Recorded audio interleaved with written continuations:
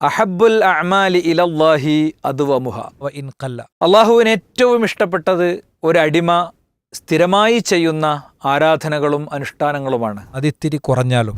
പലപ്പോഴും മനുഷ്യർ വളരെ സീസണലാണ്. റമദാൻ ആകുമ്പോൾ അവർ സജീവമാകും. റമദാൻ കഴിയുന്നതോടുകൂടെ 27-ാം രാവ് കഴിയുന്നതോടുകൂടെ എല്ലാം ഉപേക്ഷിക്കും. ഒരു വിശ്വാസി എന്നുള്ള നിലക്ക് നമ്മൾ ഇങ്ങനെയല്ല ആവേണ്ടത്. നമ്മുടെ ജീവിതത്തിൽ ആരാധനകളായി, അനുഷ്ഠാനങ്ങളായി, പുണ്യങ്ങളായി, നന്മകളായി, സൽക്കർമ്മങ്ങളായി ധാരാളം കാര്യങ്ങൾ ഉണ്ടാക്കിയെടുക്കാൻ നമുക്ക് സാധിക്കണം. അതിനുള്ള വഴി എന്താണ്? ഒന്ന്, നമ്മുടെ ഓർമ്മകൾ കൊണ്ടും നമ്മുടെ ചിന്തകൾ കൊണ്ടും നമുക്കൊരുപാട് നന്മകളിൽ പങ്കാളികളാകാൻ കഴിയും. മനസ്സ് നിറയെ നല്ല നീയത്ത്, ഇങ്ങനെ ചെയ്യണം അങ്ങനെ ചെയ്യണം എന്നുള്ള നീയത്തും അതിനുള്ള പ്ലാനും ഉണ്ടെങ്കിൽ തന്നെ ഒരുപാട് കാര്യങ്ങൾ ഒരു സമയച്ചെലവില്ലാതെ, ഒരു രൂപ നഷ്ടമില്ലാതെ ചെയ്യാൻ പറ്റിയ കുറേയധികം കാര്യങ്ങളുണ്ട്. പ്രത്യേകിച്ച് ഇപ്പോൾ ബിസ്മി ചൊല്ലുക, വലത്തേക്കാലിനെ മുന്തിക്കുക പോലത്തെ കാര്യങ്ങൾ. അപ്പോൾ അത് നിത്യജീവിതത്തിൽ ഉണ്ടാവുക.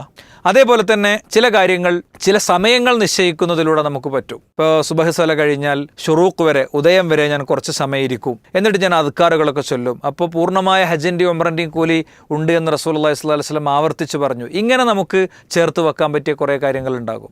അതേപോലെ നമ്മൾ മാസത്തിലോ ആഴ്ചയിലോ വർഷത്തിലോ ഒക്കെ ചെയ്യുന്ന ചില കാര്യങ്ങൾ. ഈ ഗണത്തിലേക്ക് ഞാൻ നിങ്ങൾക്കൊരു കാര്യം പറഞ്ഞു തരികയാണ്. Peace radio, Jameel media school പോലെയുള്ള സംരംഭങ്ങൾക്ക് വേണ്ടി നമ്മളൊരു പ്ലാൻ കഴിഞ്ഞ വർഷം മുതൽ ആരംഭിച്ചിട്ടുണ്ട്. അതിലിപ്പോൾ 100 കണക്കിന് ആളുകൾ അതിൻ്റെ ഭാഗമായി കഴിഞ്ഞു. ആ പ്ലാൻ എന്താണ്?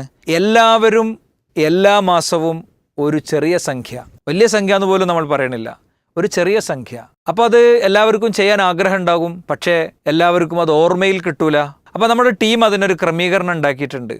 ഞാൻ ഈ വീഡിയോക്കൊപ്പം ഒരു ലിങ്ക് അയക്കുന്നുണ്ട്. ആ ലിങ്കിൽ നിങ്ങൾ നിങ്ങളുടെ വിശദാംശങ്ങളൊക്കെ ചേർക്കുക. വിശദാംശങ്ങളൊക്കെ ചേർത്തിട്ട് നിങ്ങൾക്ക് നൽകാവുന്ന ഒരു സംഖ്യയും അതിൽ ആഡ് ചെയ്യുക. അതേ സംഖ്യ തന്നെ നൽകണമെന്നില്ല, അതിൽ കുറച്ച് നൽകാം, അതിൽ കൂട്ടി നൽകാം. അത് നമ്മൾ ആ സംഖ്യ ആഡ് ചെയ്യുമ്പോൾ അങ്ങനെ വിചാരിച്ചാൽ മതി. എന്നാൽ എല്ലാ മാസവും 5-ാം തീയതി ആകുമ്പോൾ നിങ്ങൾക്ക് ഒരു കോളും വരും, ഒരു റിമൈൻഡർ മെസ്സേജും വരും. കോളും റിമൈൻഡർ മെസ്സേജും വന്ന ഉടനെ മറക്കാതെ ആ തുക അങ്ങോട്ട് അയച്ചാൽ ആ മാസത്തത് പെൻഡിങ് ആകാതെ നമുക്ക് കൊടുക്കാൻ കഴിയും.